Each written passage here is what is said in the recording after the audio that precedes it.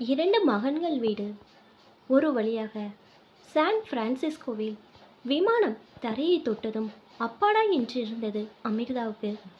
Seat பெல்ட்டை தளர்த்திவிட்டு தலையை கைகால் கோதிக்கொண்டு முகத்தை அழுத்தமாக தடவிக்குட்டு கொண்டாள். பக்கத்தில் தூங்கிக் கொண்டிருந்த கணவர் கோபாலை தட்டி எழுப்பினாள். இன்னும் சற்று நேரத்தில் மகனை பார்க்க போகிறோம் என்ற நினைப்பே அவளுக்கு சந்தோஷமாக இருந்தது. தூக்கத்திலிருந்து எழுந்த கோபாலன், நந்து வந்திருப்பான்ல என்று கேட்டார். அவளும் தன்னோடு தான் இருக்கிறாள், அவளுக்கு மட்டும் எப்படி தெரியும் என்கிற நினைப்பே இல்லாமல் சிறிது காலத்திற்கு முன் இதற்கெல்லாம் கோபப்பட்ட அமிர்தா இப்போது சலனமே இல்லாமல் தலையை மட்டும் ஆமாம் என்று அசைத்தாள்.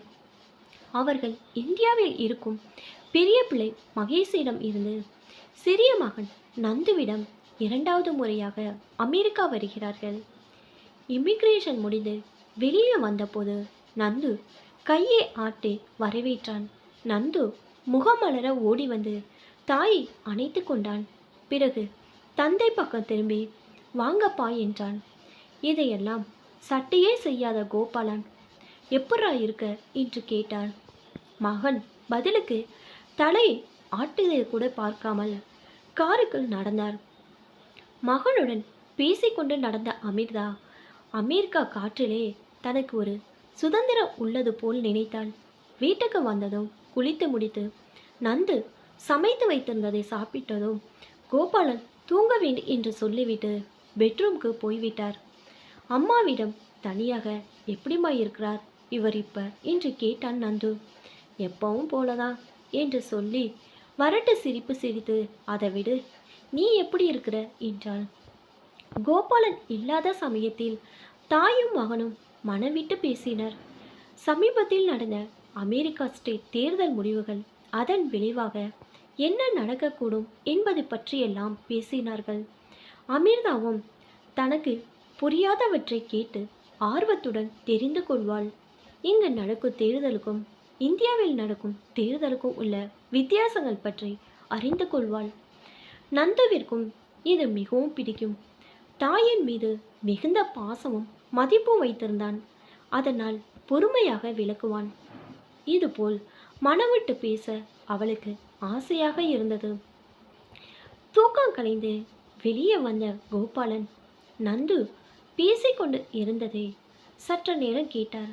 பிறகு, அமிர்தாவே, காஃபி போட்டுட்டியா என்று கேட்டார். அதன் அர்த்தம் அமிர்தாவுக்கு தெரியும்.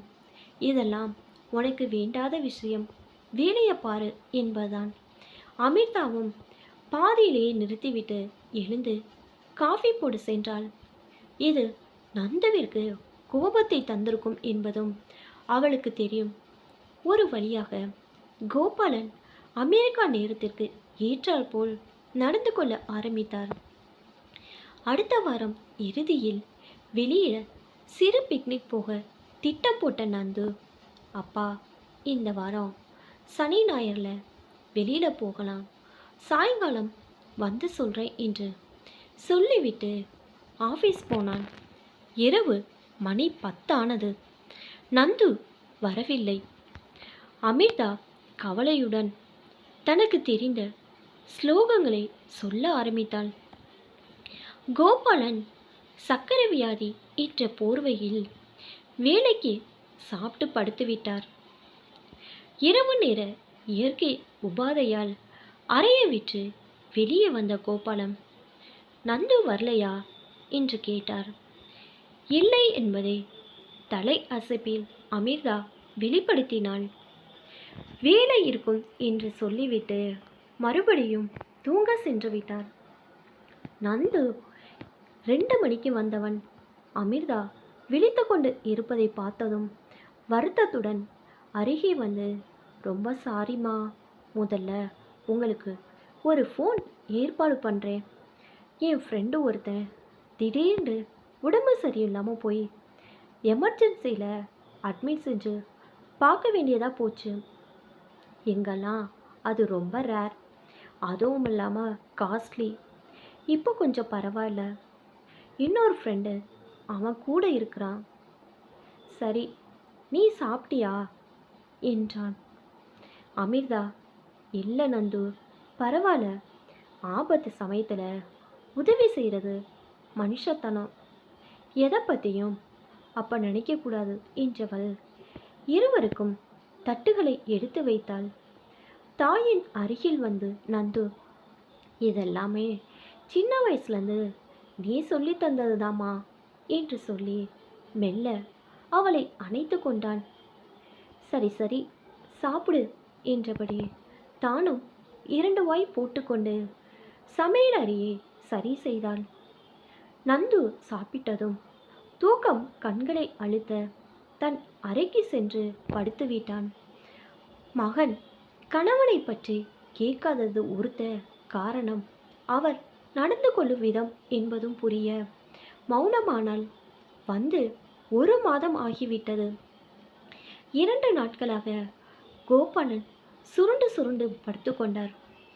குளிர் தாங்காமல் ஜலதோஷம், இருமல். நந்துவன் தன்னிடம் இருந்த சிரப் மற்றும் மாத்திரைகளை தந்துவிட்டு வேலைக்கு போய்விட்டான். மேலும் 2 நாட்கள் அதே நிலையில் கழித்தார். அமிர்தா கஷாயம் போட்டு கொடுத்தால் எதற்கும் குணமாகவில்லை. நந்துவுக்கும் ப்ராஜெக்ட் முடியவில்லை என்று இரவு நேரம் கழித்து வருவதும் காலையில் சீக்கிரம் கிளம்புவதுமாக இருந்தான். மகன் தன்னை டாக்டரிடம் அழைத்து செல்லவில்லை என்பதை தனியாக அமிர்தாவிடம் புலம்பினார். இரவு களைத்து போய் வீடு திரும்பிய நந்து அப்பா எப்படி இருக்கிறார் என்று கேட்டுவிட்டு, இன்னும் 2 நாள் பார்க்கலாம், சரியாகலைனா டாக்டரிடம் போகலாம் என்றவன், நான் படுத்துக்கிறேம்மா, எனக்கு ஒன்றும் வேணாம் என்று சொல்லிவிட்டு தன் அறைக்கு சென்று படுத்துவிட்டான். சிறிது நேரம் கழித்து கண் விழித்த கோபாலன், நந்து வந்துட்டானா என்று கேட்டார். அமிர்தா என்று ஒற்றை சொல்லில் பதிலளித்தாள். அவருக்கு தர வேண்டிய மாத்திரையை வெந்நீருடன் தந்தாள்.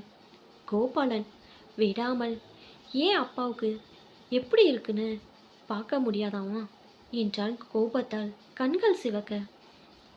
டாலரில் செலவழித்து டிக்கெட் வாங்கின திமிரு கூட இருந்து பார்க்கணும், இல்லை டாக்டர்கிட்ட கூட்டிகிட்டு போகணும்னு தோணலை என்றார். அமிர்தா பேசாமல் படுக்கையில் கண்களை மூடி படுத்திருந்தாள். சென்னையில் இருந்தபோது நடந்த நிகழ்ச்சி ஒன்று மனதில் ஓடியது. அப்பொழுதும் கோபாலனுக்கு உடம்பு சரியில்லை. 3 முறை டாக்டரிடம் போயும் சரியாகவில்லை. மூத்தவன் மகேஷ் ஆஃபீஸ் விட்டு வந்ததும் டாக்டரிடம் அழைத்து போனான். அன்றும் மாத்திரை தந்துவிட்டு அமிர்தா திரும்ப நினைத்தபோது கோபாலன் 3 தடவை டாக்டர் கிட்ட போயாச்சு. பணம்தான் செலவாகுதே தவிர உடம்பு சரியாகலை. ஏதோ முன்னாடி பணம் சேர்த்து வச்சிருந்ததுனால இப்போ நான் பிழைச்சேன் என்று சொல்ல, அவர் கண்கள் மட்டும் வாசல் பார்த்ததை கண்ட அமிர்தா தன்னையும் அறியாமல் திரும்பினாள். அங்கு மகேஷ். அதிர்ந்து போய்விட்டாள். மகேஷ் இப்போ பணம் எங்கே பிரச்சனை பண்ணது என்று கேட்டான். எப்பொழுதும் மற்றவர்கள் மனதை வார்த்தைகளாய் காயப்படுத்தியே பழகிவிட்ட கோபாலன், ஆமாடா, இது வரைக்கும் இவ்வளோ செலவாகுதே, ஒரு நாளாவது டாக்டர் ஃபீஸாவது தரலான்னு தோணுச்சா என்று கேட்டார். சம்பளம் கம்மியாக இருப்பதனால்தான் மனைவியுடன் மகேஷ் இவர்களோடு சேர்ந்து வாழ்கிறான். அவனை போய் செலவு செய்யக்கூடாதா என்றால் அவன் என்ன செய்வான்? அமிர்தா, இப்போ உடம்பு சரியில்லை, பணம் நமக்கு ஒரு பிரச்சனை இல்லை, பேசாமல் தூங்குங்க என்று சொல்லி முடிப்பதற்குள் கோபாலன், ஆமாம், நானே எல்லா செலவையும் பார்த்தா உங்களுக்கு பிரச்சனை ஏது, ஜாலியாக பொறுப்பு இல்லாமல் இருக்கலாம் என்று வெடித்தார். மகேஷ் பின்னால் அவன் மனைவி நிற்பதை, அவளது நிழல் சுவரில் விழுந்திருப்பது உணர்ந்த அமிர்தா மனம் கூசினாள். இவர் இஷ்டப்படி தான் எல்லாம் நடக்குது. அவர்களுக்கு இருக்கும் இன்னொரு வீட்டிலிருந்து வாடகை வேறு வருகிறது. இப்பொழுது பணம் பற்றிய பேசியே இருக்க வேண்டாம். மருமகள் பிரியாவிடம் மகேஷ் என்ன சொல்லி அவளை சமாதானம் செய்ய போகிறானோ என்றெல்லாம் நொடி பொழுதில் எண்ணமிட்டாள். மறுநாள் முதல் மகேஷ் அவரிடம் பேச விரும்பவில்லை. அதை பற்றி அவரும் கவலைப்படவில்லை. இந்தியா திரும்பியதும் இதன் விளைவு எப்படி இருக்கப் போகிறதோ என்று நினைத்தாள். சுடு சொல்லால் அன்பை வளர்க்க முடியாது. 2 மகன்களுக்கும் தந்தியை பிடிக்காமல் போனதில் ஆச்சரியமில்லை. பணம் இல்லாத பிள்ளையிடம் ஏன் எனக்காக பணம் செலவழிக்கவில்லை என்று கேட்டு நோகடித்தார். நேரமில்லாத பிள்ளையை ஏன் என்னுடன் வரவில்லை என்று கேட்டு நோகடிக்கிறார். அவர்களால் தர முடியாததை எதிர்பார்த்து அவர்களையும் நிம்மதியாக வாழ விடாமல் தானும் நிம்மதி இழந்து இருக்கும் கணவனை பரிதாபத்துடன் ஆனால் எப்பொழுது போல் மௌனமாக பார்த்தாள் அமிர்தா.